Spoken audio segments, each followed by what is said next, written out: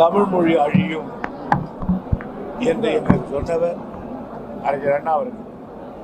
அதனால்தான் அவர் முதலமைச்சரானவுடன் 3 கொள்கைகளை அறிவித்தார். ஒன்று, இந்த நாட்டுக்கு தமிழ்நாடு என்று பெயரிட்டார்.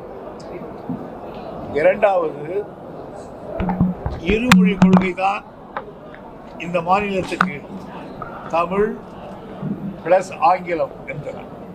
மூன்றாவது கொள்கை, சுயமரியாதை திருமணத்தை சட்டமாக்குவது என்று 3 சட்டங்களை சட்டமன்றத்தில்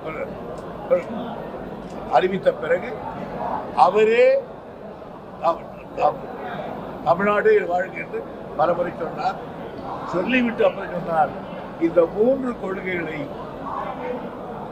மாற்றுகிற சக்தி, நான் இட்ட இந்த கையெழுத்தை மாற்றுகிற சக்தி எந்த கொம்பனுக்கும் கிடையாது என்று சொன்னவர்.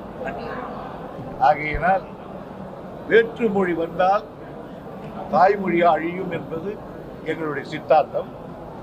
அந்த சித்தாந்தத்துக்கு எதிர் சித்தாந்தம் உடையவர்கள் அவர்கள். அதனால அவர் பதில் சொல்லுகிறார். செய்திகளை உடனுக்குடனும் துல்லியமாகவும் தெரிந்து கொள்ள சப்ஸ்கிரைப் பண்ணுங்க.